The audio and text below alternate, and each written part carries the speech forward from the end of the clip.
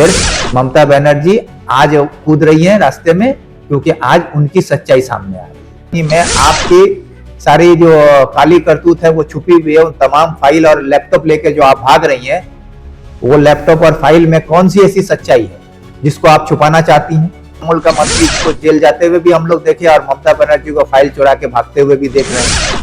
तो ये सब तो नाटक है ना, ये बीजेपी और तृणमूल का एक नाटक है ताकि बंगाल में सामने जो चुनाव है, इस चुनाव में जो जमीनी मुद्दा है, अब मुद्दा को दबाने के लिए अब मुद्दा क्या है, बीजेपी और तृणमूल आमने सामने ईडी और सीबीआई को लेकर रास्ते पे उतरो, बीजेपी के खिलाफ ममता बोलेगी, ममता के खिलाफ बीजेपी बोलेगा, इसी में पब्लिक को उलझा के रखा जाएगा।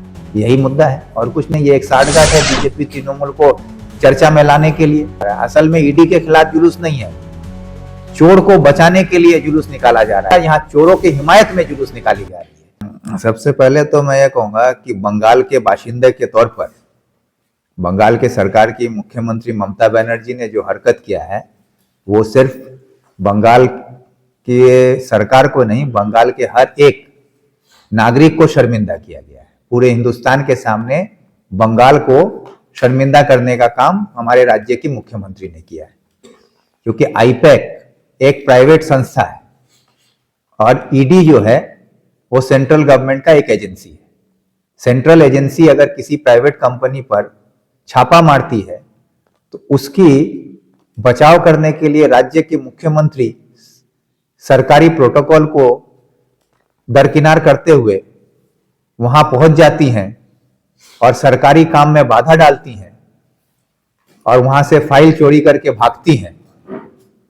तो ये कहीं ना कहीं बंगाल के लिए शर्म की बात है और पूरे हिंदुस्तान में ऐसा नमूना देखने को हम लोगों को कहीं नहीं मिला। इससे पहले भी ईडी ने पूरे हिंदुस्तान में कई जगह पर छापेमारी की है।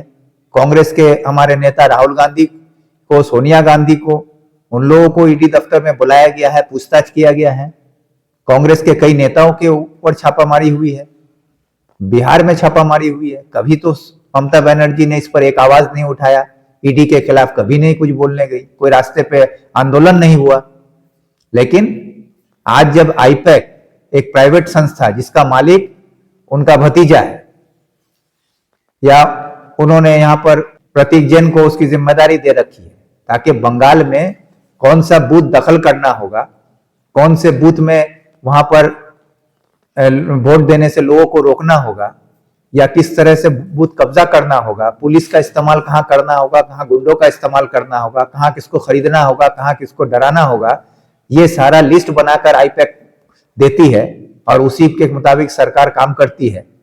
उसी का नमूना देखने को मिला कि अधीर रंजन चौधरी को हराने के लिए गुजरात में जो बीजेपी का प्रचार कर रहे थे विधानसभा में, उसी यूसुफ पठान को लाकर यहां पर तृणमूल कैंडिडेट कर देती है और सिर्फ मुसलमान और हिंदू का खेल करके अधीर रंजन चौधरी को हराया जाता है। अधीर रंजन चौधरी को हराने के लिए दंगा करवाया जाता है। हुमायूं कबीर को देकर हिंदू समाज के खिलाफ बेतुका बयानबाजी करवाया जाता है। ये सारा चीज जो खेल है, ये आईपैक के जरिए खेला जाता है, जिसको सरकार अंजाम कर पहुंचाती है प्रशासन की मदद से।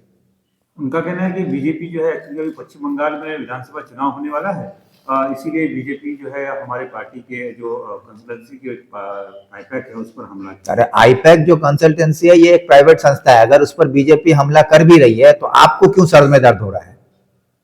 इससे पहले भी तो बिहार में ईडी ने हमला किया है, इससे पहले तमिलनाडु में हुआ, केरला में हुआ, इसमें क्या बोलते हैं, महाराष्ट्र में हुआ, दिल्ली में हुआ, हर स्टेट में तकरीबन ईडी हमला कर रही है। तब ममता बनर्जी क्यों नहीं आवाज उठाई? तब बीजेपी के खिलाफ क्यों नहीं बोली? आज आप पर हमला हो रहा है क्योंकि इस कंपनी में आपकी सारी जो काली करतूत है वो छुपी हुई है। उन तमाम फाइल और लैपटॉप लेके जो आप भाग रही हैं, वो लैपटॉप और फाइल में कौन सी ऐसी सच्चाई है जिसको आप छुपाना चाहती हैं? ये बंगाल के आवाम को जानने का हक है।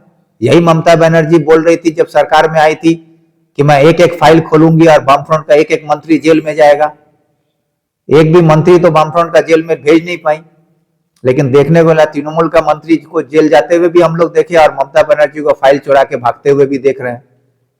और अफसोस इस बात का है कि बंगाल के सीधे साधे लोग जो तृणमूल के नाम पर के नाम पर उनको देकर जुलूस निकल के ये किया जा रहा है कि ईडी के खिलाफ जुलूस निकाला रहा है। असल में ईडी के खिलाफ जुलूस नहीं है, चोर को बचाने के लिए जुलूस निकाला जा रहा है। जो चोरी ममता बनर्जी ने की है, तृणमूल ने किया है, आज उनको बचाने के लिए इन चोरों के खिलाफ जुलूस निकालना चाहिए था। यहां चोरों की हिमायत में जुलूस निकाली जा रही है ईडी के खिलाफ। बीजेपी के खिलाफ हम लोग भी हैं, बीजेपी के खिलाफ हम लोग, जब राहुल गांधी को ईडी ने बुलाया उस वक्त भी हम लोग रास्ते पे उतरे, सोनिया गांधी को बुलाया तब हम लोग रास्ते पे उतरे, महाराष्ट्र में जब ईडी हमला किया उस वक्त भी हम लोग रास्ते पे उतरे।